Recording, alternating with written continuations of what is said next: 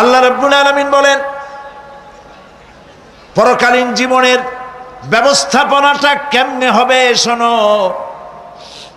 ইন্নাস সামআ ওয়াল বাসারা ওয়াল ফুআদা কুল্লু উলাইকা কানা আনহু মাসউলা। মানুষ অস্থির হয়ে যাবে সেই হাসরের ময়দান।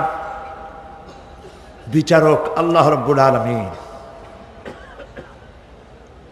প্রত্যেকটি মানুষকে তার কৃতকর্মের জন্য হিসাব দিতে হবে।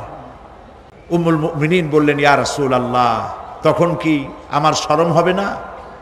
আল্লাহর নবী বললেন, কিয়ামতের এই বিভীষিকাময় দৃশ্য দেখে মানুষের দিকে তাকাবার কোনো হুঁশ থাকবে না। সব মানুষ উপরের দিকে তাকায় থাকবে, নিচে তাকাবার কারো কোনো ক্ষমতা থাকবে না।